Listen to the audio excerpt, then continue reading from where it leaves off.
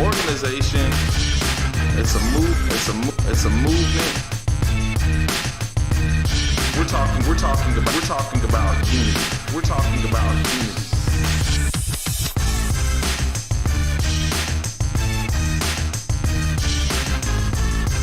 So we're aimed to taking down the system of race by educating, enlightening, informing, and positively debating with those who have counterviews.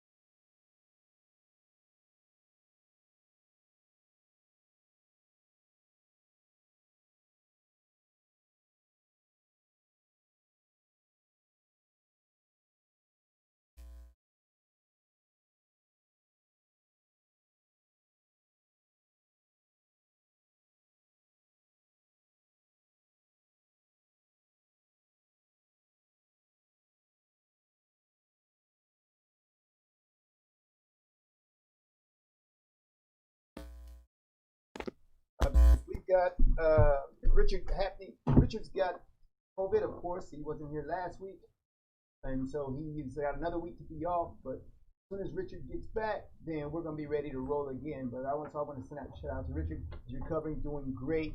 He got the cure, and so that's what's happening. All right. So I want to make sure you got my audio. My audio hadn't been. Okay, so we're good to go. All right. So we're looking forward to Richard coming back. We're excited to have our guest. He's from the Kingdom Group. I'm going to introduce him later in the show. But before we do that, I want to give you a little commentary about what's happening and what's going to happen in the days following this election. So we've done all the hoopla. We had all the things that have happened prior to election. The last 4 years have been tumultuous.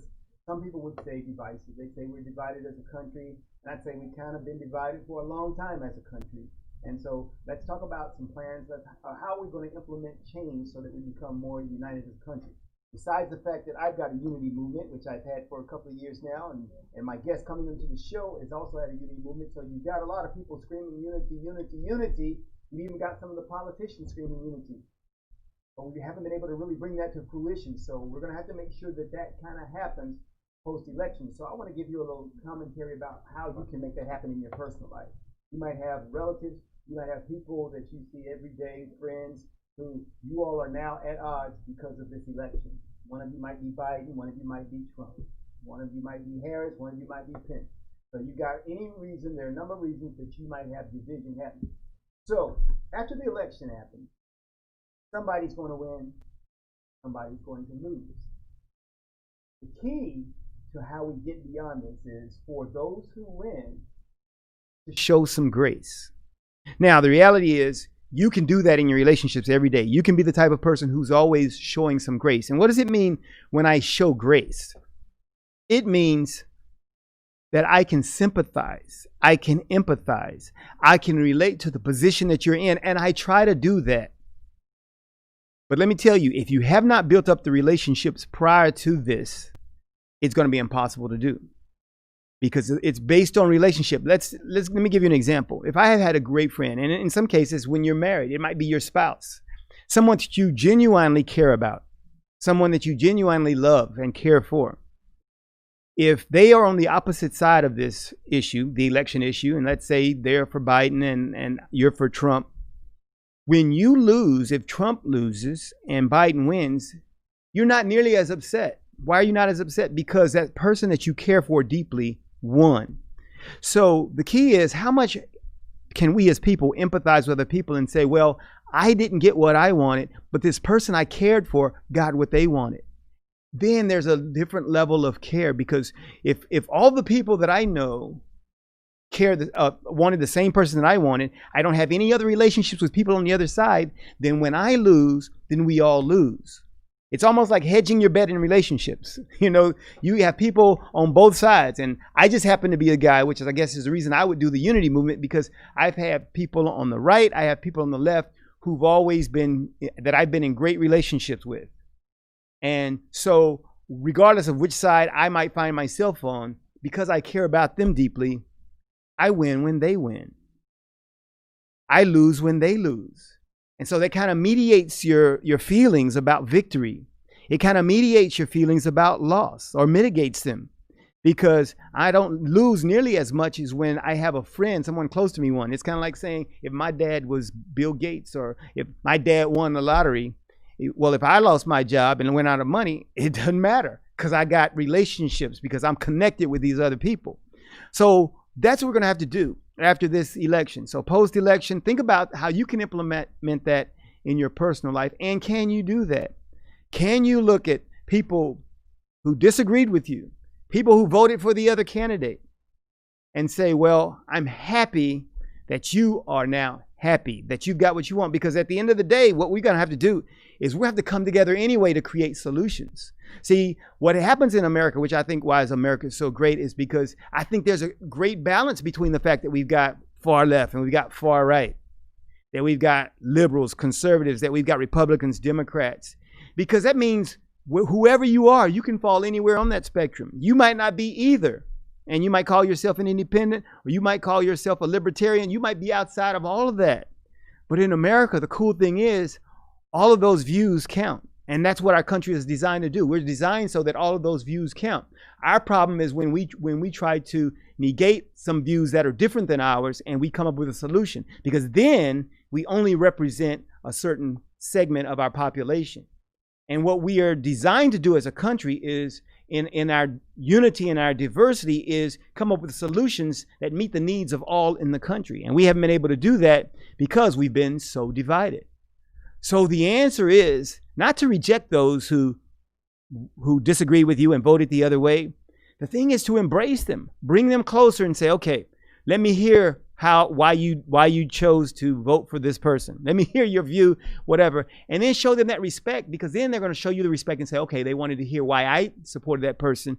I'm going to show them why I want to hear them and why they supported the person they supported. That's amazing. Because once you can do that and begin hearing people, because let me tell you what most people do these days. You a Trumpster? I don't want to hear it. You for Biden? You must be crazy. That's where we are. And nobody says, well, let's talk about it. Let me hear your views.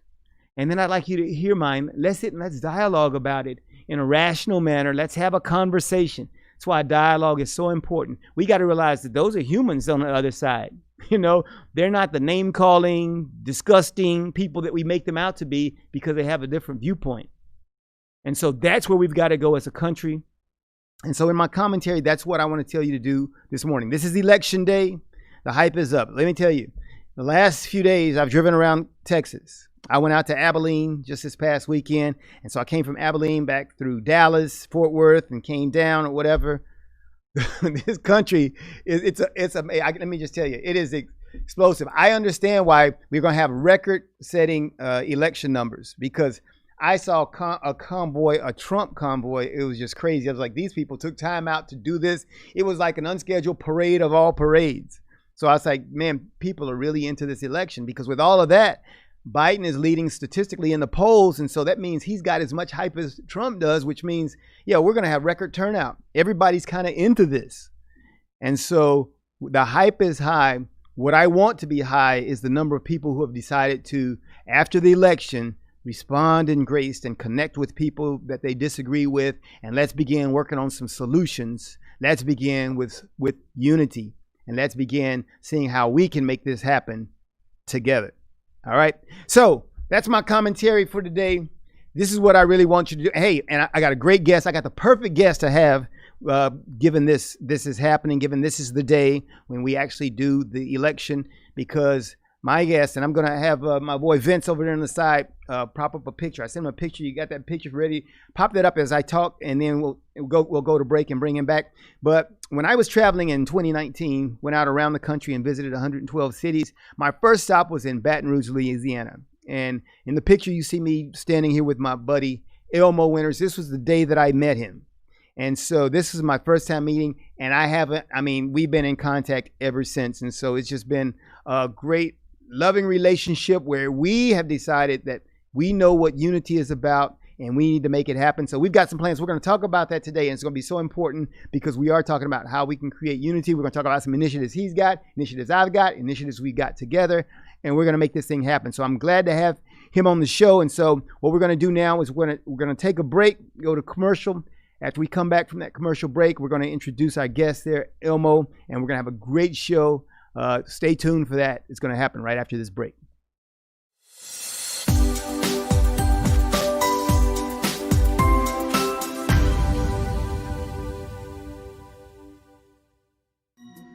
Every sports fan knows that the last few minutes can change the game. Texas has had record voter turnout, but it's not over yet.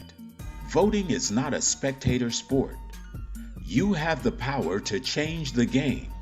We need everyone to get off the bench and get involved. We can't afford 4 more years of this administration. Get out and vote this Tuesday, November 3rd. Paid for by Texas Black Democratic PAC.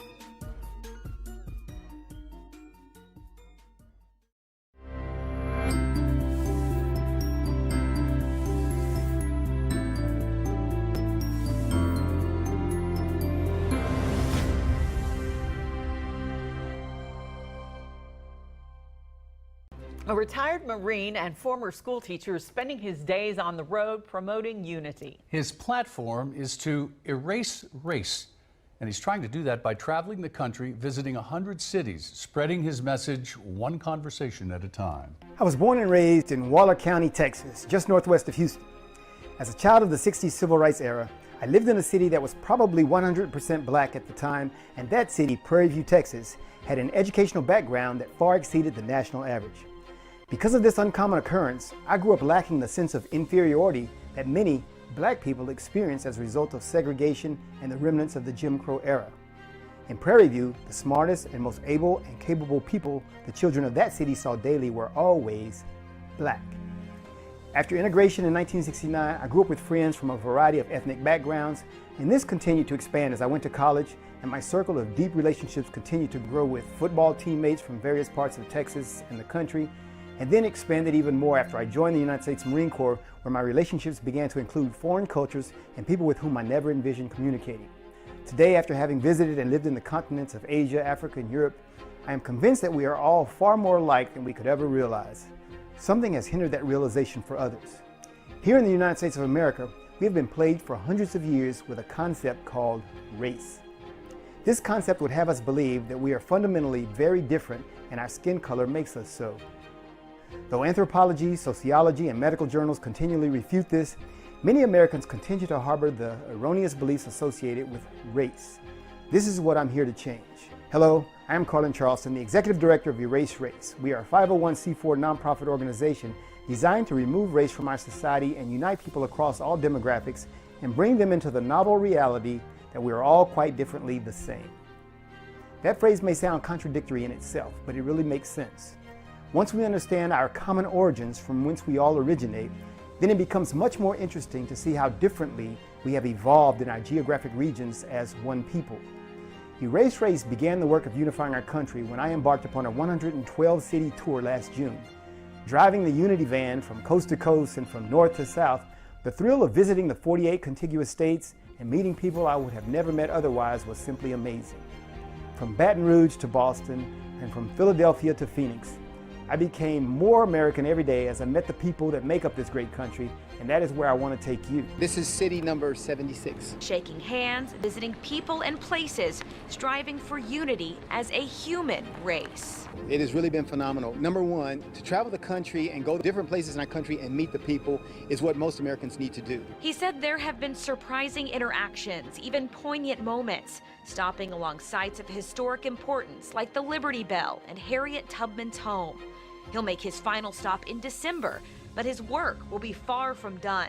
Carlin's life is the American Unity Movement, and he's hopeful one day soon people truly won't be judged by the color of their skin, but by the content of their character. That's my vision, that we have people, and we can then respect people and live with people.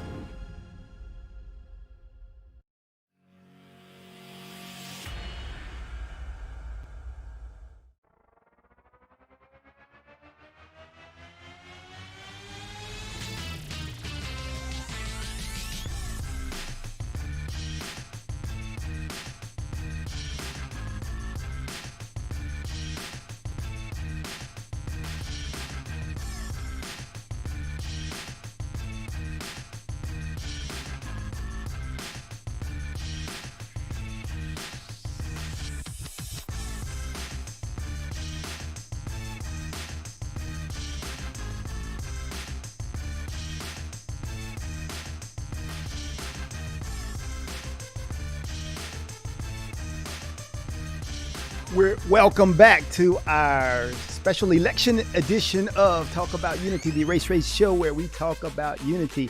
And I'm really excited now because you see there on my screen, I've got my brother of all brothers, my guest for today's show. He's the executive director of the Kingdom Group, and I'd like to call him not just Elmo Winters, Mr. Elmo Winters. I like to call him Dr. Elmo Winters because he carries that kind of weight when he's talking. So I want to welcome him to the show, my brother, my friend, Mr. Dr. Elmo Winters. Welcome to the show, Talk About Unity. Thank you, my brother. What a blessing. What a blessing to be here with you. I'm enjoying what you are already talking about. So thank you for having me on. Hey, we're definitely glad to have you. Definitely glad to have you today on this, what I call a special day of days, because of course we've got the election, of course, happening.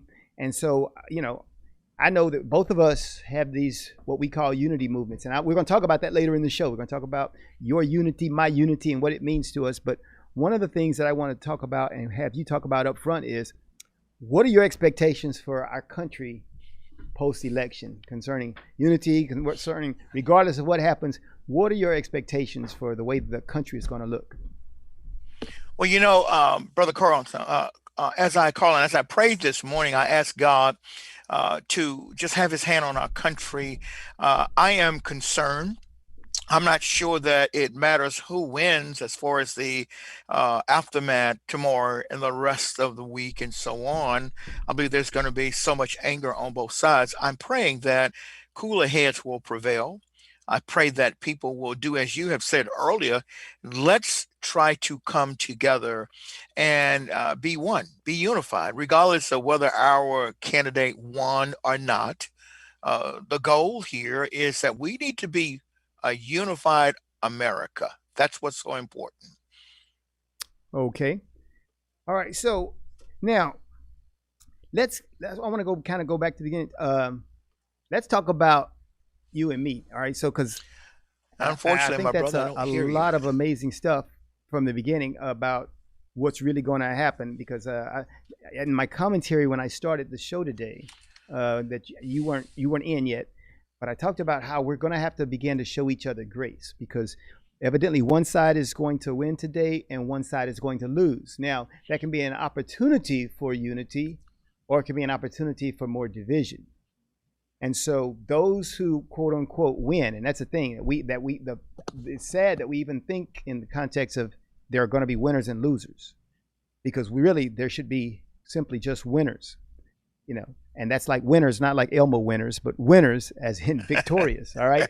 So there should be winners. And I think a lot of that I talk about comes from the fact that we don't have enough relationships with people on both sides. We've only got relationships on one side. So many of us are just, we sectored off into our relationships. So we're all this or we're all that. And so I think that is kind of our problem. But I want to hear you talk about, though, your brand of unity and what the Kingdom Group represents and what you're doing there, just for the knowledge of the people, because I know and I want them to hear that. So let me hear you talk about that for a little bit. Well, I heard you say a very special word, relationships, and that's what we focus on. That's what we aim for. We're convinced, my brother, that we must develop very strong relationships that transcends ethnicities, races, cultural, even this political party, and so on scenario. We need to start reaching across the aisle and unify with people often who don't look like us or who think like us, whose culture is not the same. That's what's so very important. We at the Kingdom Group, that's what we focus on. And I want to say very clearly, our focus is not trying to alleviate racism or all of the issues surrounding race. Our goal is to foster unity. And that takes on a whole lot of different views, because we find ourselves divided everywhere today. So our goal, and what we do the Kingdom Group, is host events that help people come together who normally would not sit at the same table or even have conversations with one another, in an effort to listen and also to be heard. That's what's important to us. Yeah, really good, really good stuff. Really good stuff. All right, so I'm going to really get deep into some of these other questions we have. What I'm going to do is, I'm going to take a commercial break here, and so I'm going to take a quick commercial break. We're going to be right back, and we're going to cover some more of this with Elmo Winters here on Talk About Unity today. So stand by.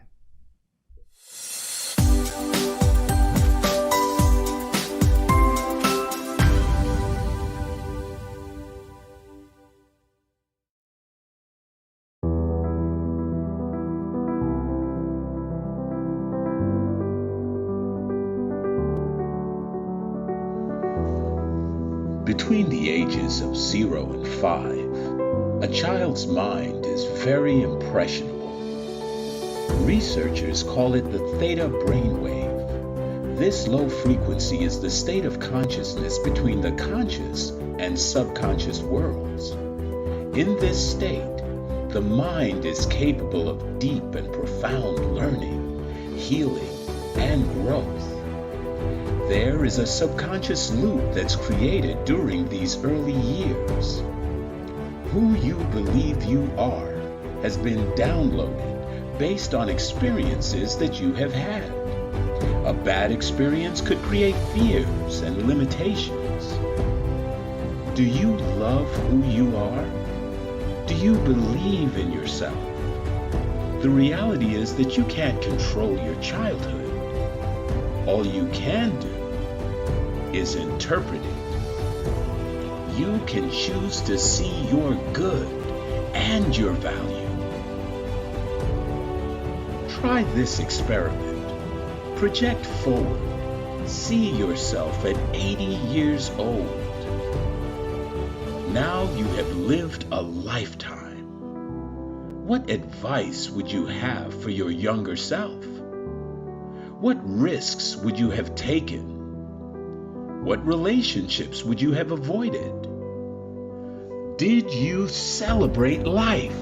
Did you allow yourself to feel, to be present? Your 80-year-old self would tell you to not live in fear, to have faith that things will work out, that all you have to do is persist until you succeed. Your 80-year-old self would tell you to stay healthy, to take care of your body. And it would ultimately tell you to share your gifts with the world.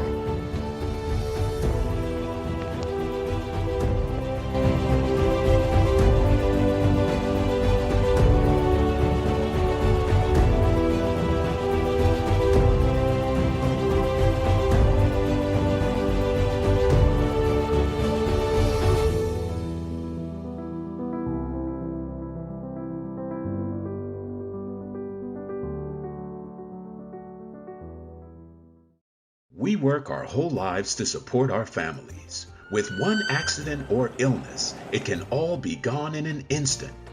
Now there's a smart, affordable way to protect your family. Go to findhealthbenefits.com and discover low-cost life insurance for as little as $2 per month. Add to that a tax-deferred annuity that can help you protect your assets and grow your money for retirement. Learn more. Go to findhealthbenefits.com. or call 877-235-6094. A critical illness can strike without warning and wipe out your life savings. In fact, it's the #1 reason for bankruptcy. Find Health Benefits offers an affordable solution. Get up to $50,000 if you get cancer, stroke, or a heart attack, giving you the peace of mind to focus on getting better while the plan helps you to pay your bills and medical expenses. Learn more. Go to findhealthbenefits.com or call 877-235-6094. 66% of seniors spend more time shopping for cable TV than Medicare plans. Most say because it's just too confusing. Laws change every year. The wrong plan could cost you thousands and prevent you from seeing the doctors you want. Introducing findhealthbenefits.com. Save time, save money, see specialists without referrals. Go to findhealthbenefits.com or call 877-235-6094 for this informative brochure. Society is on the edge. Let's bring them back. Edge Radio, because truth still matters. Are you a small business owner concerned about the downturn in the economy? Top business leaders like Mattress Mac and Warren Buffett will tell you that now is the time to promote your business more than ever. People need your services. Your business needs an edge. Learn about special advertising packages for small businesses right here on Edge Radio. Find out more, give us a call at 281-744-0446. That's 281-744-0446. Edge, because truth still matters.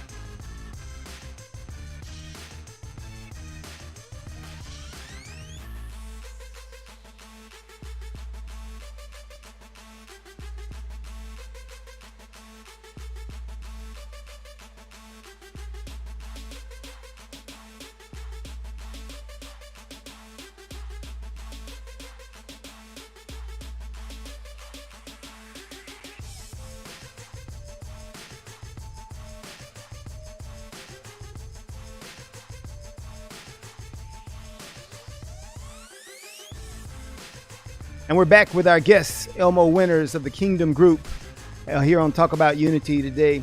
And I want to go back and let's get some more about that Kingdom Group origins, because then I'll draw the connection between how we met, because that's important in itself. And then we'll go forward, and then we'll talk about some plans for unity and how it's going to be so important after this election. So give us a little bit more of that, Elmo, please. Back in 2016, our city, Baton Rouge, was rocked by the shooting and actual killing of a young black man by a white police officer. And that kind of shook our city. For several months, we went through unrest, protesting, all these type of things, but there was really no real solution. And after we met several times with local ministry leaders that we knew, we decided to start having a meeting to just bring people together. White people, black people, people who are of Asian or Hispanic ethnicities, it didn't really matter. And started off with men having a breakfast together. And in February of 2017, we actually hosted our very first men's unity breakfast. And since that time, we have been hosting these events every month for nearly 4 years now, and we are seeing just unbelievable results. Not only with the change of attitude by people who normally would not come together, but relationships are being built, and that is our goal.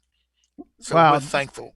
Yeah, now that's amazing, because you look at some of the things that have happened since then. Because when you say 2017, you're way ahead of the curve. Not only just the George Floyd curve, you're way ahead of a lot of things, and it was born out of a bad situation, many of which we still have now. And so you're an intervention to some of the negative things that were happening then, that happened at the time, and probably have staved off many more that could have happened because of your intervention into the community there. And so that's a very good lead for an example of what needs to happen in the rest of society. That's really good. Well, we are excited about the fact that in Baton Rouge, our little city, although we had that incident happen, we never had any rioting, never had any looting, burning, or anything of that nature. I'm convinced that a lot of this has been kind of headed off by having people come together. And Carlin, I could give testimony after testimony of guys who have come from very racist background, who've had an opportunity to sit with others who they were told, don't have anything to do with them because they're like us. And these men have given testimony about how, after sitting with some men and learning their story, that they see things different today. And this is what we're promoting at the present time. That's really great, really great. And yeah, when you talk about 2017, because it was in 2018 where I stopped teaching and decided I was going to do this unity movement. And then it was 2019, and I want to connect that to when we met. And the picture I showed before you got on, I showed a picture of us standing by the van there when I came through Baton Rouge in June of 2019. And we had this idea, and I didn't really know the depth of your organization and what you were doing at the time.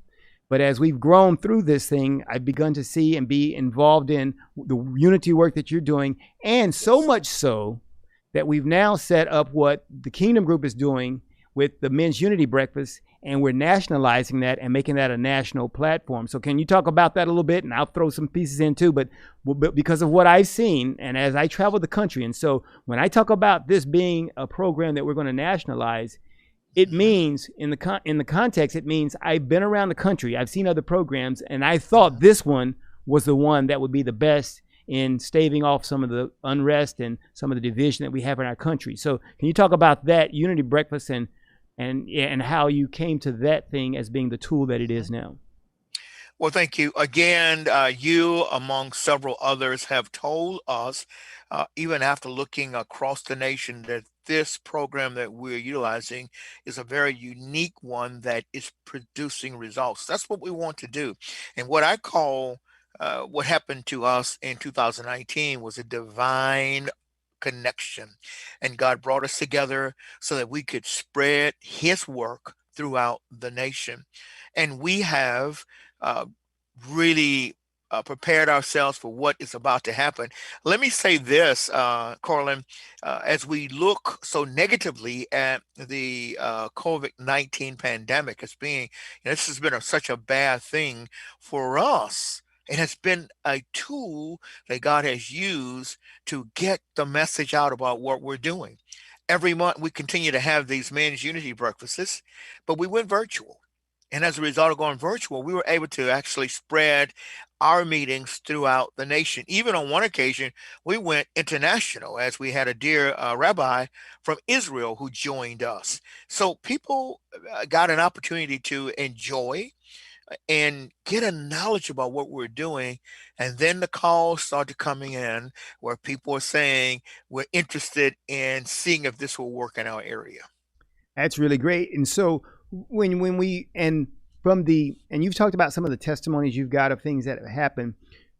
Let's project down 2-3 years. Let's project what this country or what your movement looks like after 2 to 3 years and our work to nationalize it. How do you envision that? What does it look like? I mean, if it works out perfectly in your mind, because what is that going to look like for us? Well, we keep in mind that what we're doing is a grassroots effort. So we don't anticipate a wholesale change of individuals throughout the nation, but we anticipate pockets of individuals throughout the nation, various states, who are coming together on a weekly basis or monthly basis, who are having a meal together, but more importantly, they are learning to trust one another. They're learning to respect one another. They're experiencing the various cultures. They're embracing the differences, and then the relationships are being built. Families are starting to do things together, and we believe that this is going to happen throughout our nation. And it's remarkable that God would use something as simple, Carlin, as a men's breakfast. Just guys coming together, having some bacon and some eggs and so on. That's great. And I think that's the problem, maybe, that it is simple and we've made it so complicated. I have this one friend on Facebook, and he tells me all the time whenever some of these things happen, I go, this is not that hard. And he gets upset because I say it's not that hard. What it Mm-hmm. takes is Mm-hmm. willingness. What it takes is courageousness from people Yes. to step out and say, let's do this. It takes courage. And Yes. so we just got to make that happen. And I think the key thing that you said there is that it's grassroots. Yes. It's grassroots, Yes. which means I think what people are looking for, they're looking at LeBron James, you know, Mm-hmm. they're looking Mm-hmm. at our elected officials, they're looking at our Yes. celebrities, they're looking at all these Yes. people and saying, what are they doing for this effort? It doesn't matter what they're doing. The question is, what are you doing? What am I Absolutely. doing? And let's make this Absolutely. happen. And so that's why the grassroots is so cool. And because I can tell you, the very first time I went to the Unity Breakfast in Baton Rouge, when it was still, that was before COVID. The first Mm-hmm. time that I went, it was amazing just to see. And I was just amazed. I mean, I'll remember, I already had the American Unity Movement happening. So when I say Mm-hmm. that I was amazed, then that's another level because I've been talking unity. I'd been preaching unity. I've been going around the Mm-hmm. country with this unity movement. But what I saw there was it was unity on steroids, you Yes. know. And Yes. that's the thing. It Yes. wasn't big and flashy. It wasn't all No. this, but it consisted of man to man, person to Mm-hmm. person, looking at each Mm-hmm. other and saying, "You're human. I'm human. Let's intersect. Let's integrate our lives." You Yes. know, I and agree. that's some I amazing agree. stuff. And so I think it really is basic. And so that's really good. And the fact that we're going to have that on a national platform, so that this Yes. happens on a regular basis, is where it's going to start. And that's why I think the key thing is, just as you've been doing this now for almost 4 years, that we're going to have to understand that these problems and this division that is fostered in our society didn't happen overnight. The Absolutely. solution will not happen overnight, but it will take Absolutely. regular interaction, which is what you're doing in the unity group with the kingdom group. That regular interaction that's going to make it happen. So that's really cool. All right, so Absolutely. I want to talk a little bit about some of the theory behind actually what's going on here, because we keep hearing this term and everybody keeps saying together. I hear this word together more than anything. We're going to do this thing together. I mean, Mm-hmm. whether Mm-hmm. Biden says it, I hear Trump saying it. So both sides, they have their brand of togetherness. And Mm-hmm. so, but with both of the sides, and those sides focus right now, of course, like I said in the commentary, focused on winning.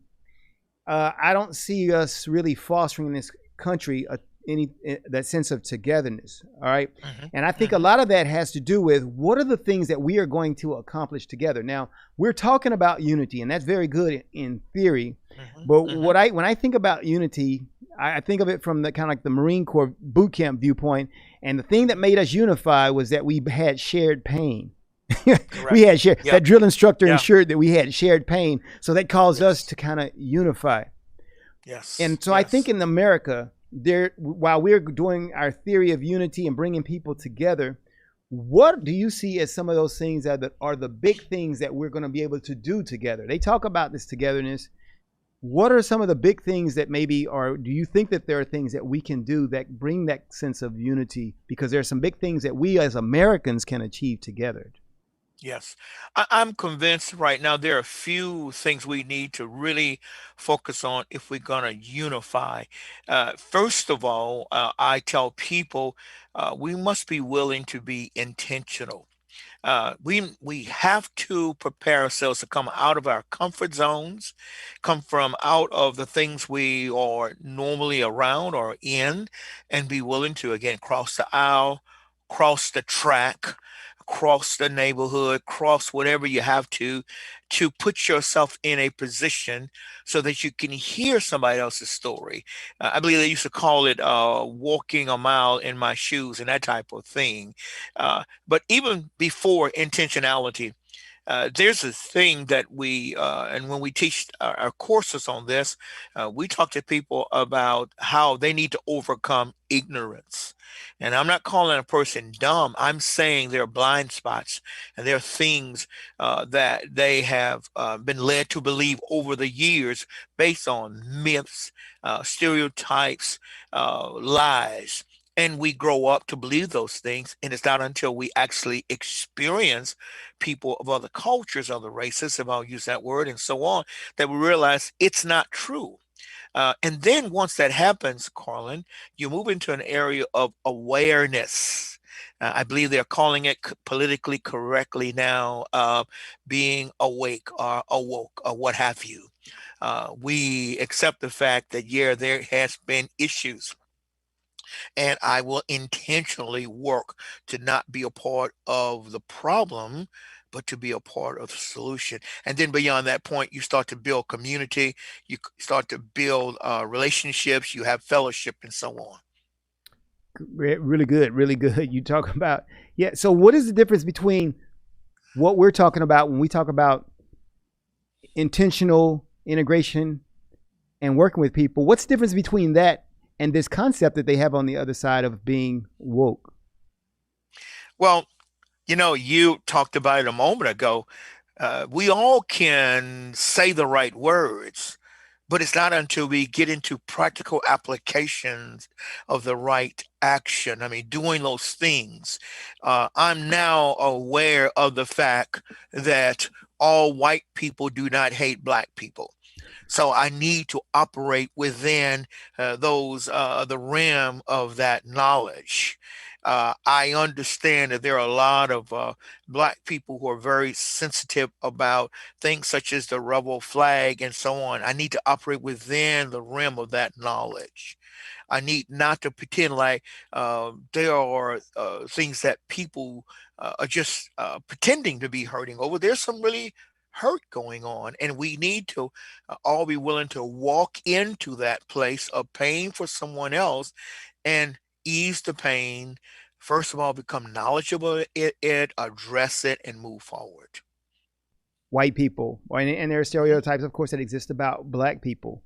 And so when you take those polar concepts of people saying white people are racist and other side saying black people do this thing or black people are this way, how do we, as we get rid of the ignorance, how does that manifest itself in those relationships? How are those conversations? Or because some people think in the view of how we get beyond that, some people are saying, I heard a guy tell me that white people have never had to consider race because they never considered them as part of any one of the races. And I suggested, said, well, maybe that's the issue. Maybe we shouldn't either. Maybe we shouldn't either. So how do we take those two different ends, stereotypes on both ends, and get rid of, and say, with your objective of getting rid of the ignorance, does that mean we don't talk about it, or do we address it to get rid of it? So I think that's the question. I believe we have to talk about it. I believe we need to address it and not have pretend like there's not an issue. I need to find out what causes my brother harm and what hurts another, with the concern of correcting that or healing that or helping him or her to understand. Let me give you a case in point. We have a group that we are teaching a study in and this group is in the southern part of our state, and they're predominantly Caucasian. And I started teaching a lesson there a month ago and just kind of introduced it. And they begged me, please come back and do the second part so I could help them overcome the issues that they have been dealing with for a while. And I remember giving an illustration of how one of the guys in the group has made tremendous strides in this area we're talking about, Carl, and in that when he sent a text out to the whole group and others inviting them, he introduced me as Pastor Elmo, Brother Elmo, and my brother, my friend. But never did he say a word in that text to, I don't know, maybe 10, 15, 20 people, anything about my race or ethnicity. He never said my African American brother or my black brother. He said my brother. And we are at that level in our relationship. Do we see the difference? Absolutely. But does it matter? Not at all. Really good stuff. Sounds like you're on my erase tip. All right. That's what I'm liking. It sounds like the erase. All right. So really good stuff. And we're going to talk about some more of that as we come back after the break on Talk About Unity. I got my guest here, Elmo Winters from the Kingdom Group, and we'll be right back after this message.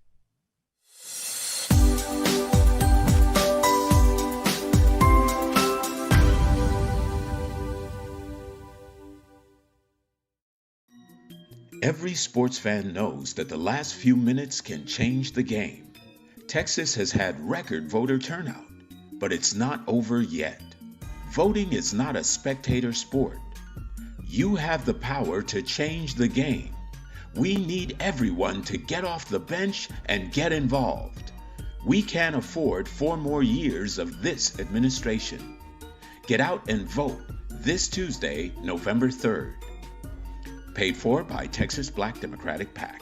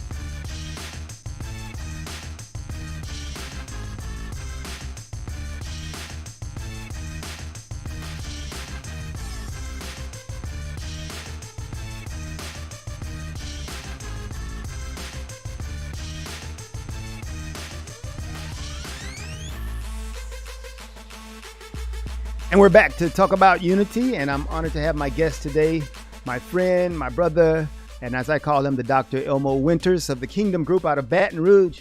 Tell you what, in Baton Rouge, you go to Baton Rouge, you can, with the people I know there, you can get you some nice Cajun food there. So, every time I go there, somebody's giving me some boudin, or they're giving me some gumbo, and that's the kind of stuff that happens in Baton Rouge. So besides Elmo, my brother there, I can always go there for the food.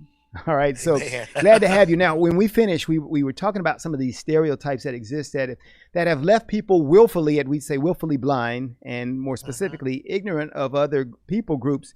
And so we've got this election that's going to happen today. I wonder what your view is on what is the role that organizations that have been, we'd say, on the polar extremes, on the fringes, like Black Lives Matter and even some of the alt-right groups, those groups. What is going to be their role, what do you think, after the election? And I guess a lot of that would be contingent on who you think is going to win. What do you think is going to happen in our country with those type of groups in the coming years? Well, Carl, I'm very troubled to even think about what's going to happen going forward. I see groups like Black Lives Matter with this false initiative, a narrative that they're promoting, rather, to be so divisive. I know so many Caucasians who are so fearful of being considered a racist because they don't support Black Lives Matter. I see so many people of color who support because they believe that our lives should matter. And the problem with all of these extreme groups is that they do more to polarize all of us than they do to bring us together. We are working to bring people together. That's why our vision is all about, our mission is all about tearing down barriers that divide and building bridges that unite. Wow. And as we know that's what's got to happen. And so, well, do you think if we have if Trump wins again, and most people say he motivates the alt-right or the far right or the those people, do you see that creating more division if that in fact happens? I don't necessarily see so. I think that it's probably easier for those extreme white supremacist group to connect to him.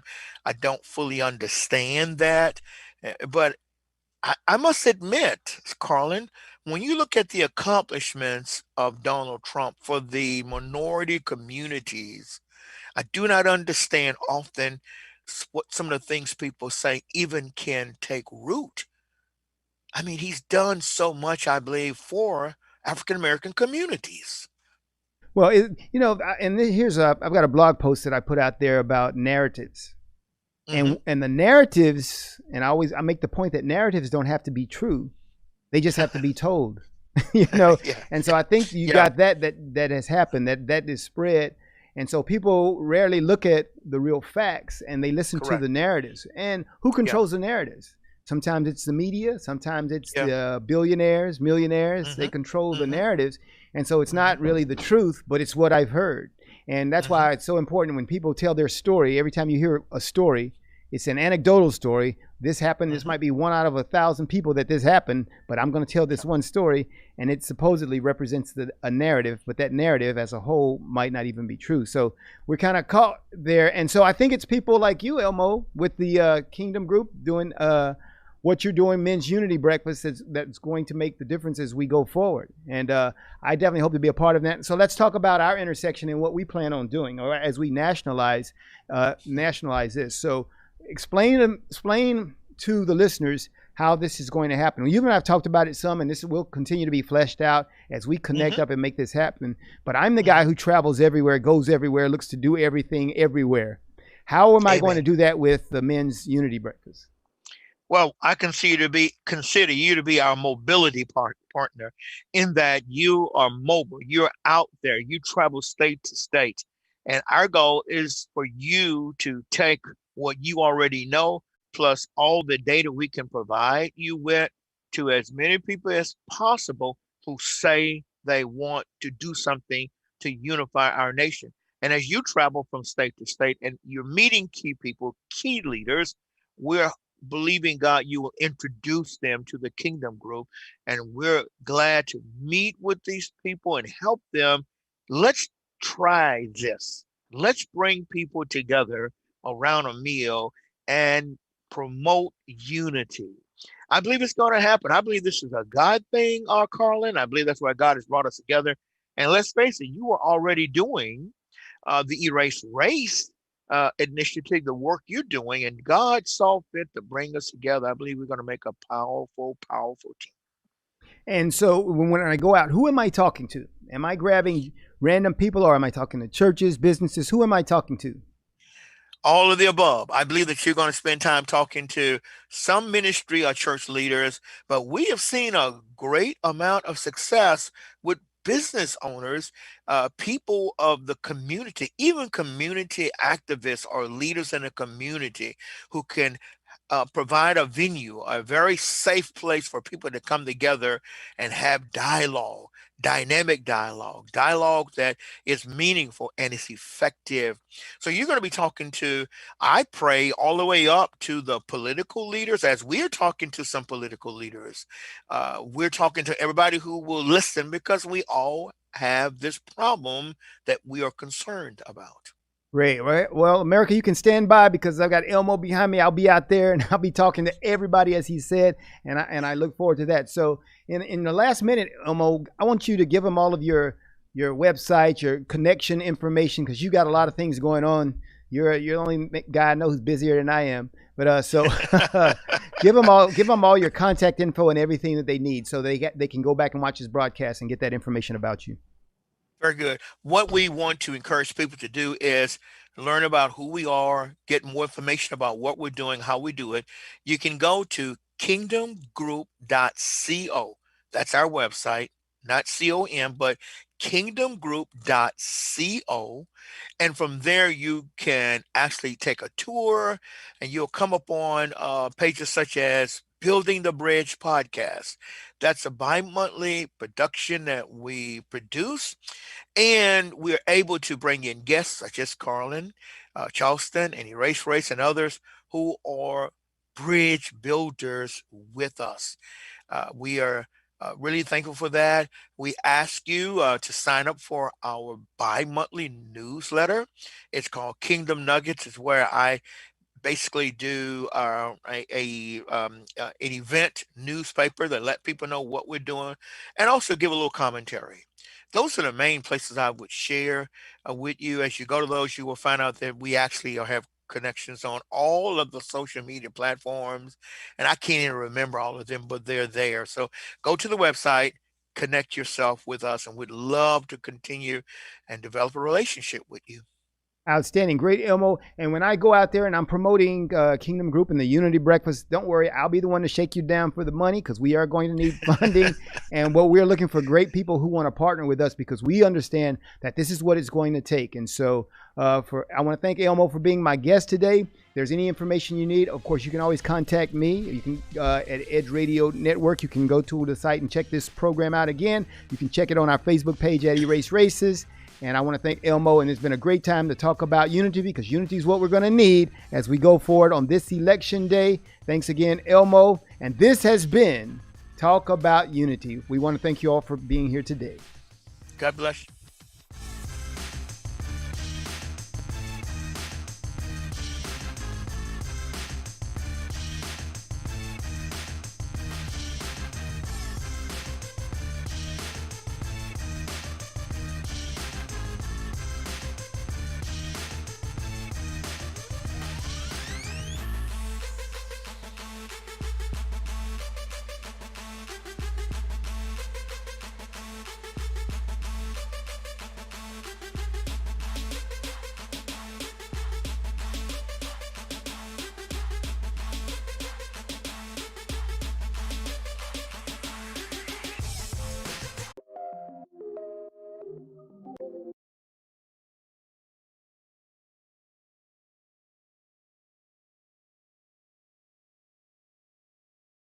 But I have two kind of talks that I do. One is what I call ninja talks. Yeah.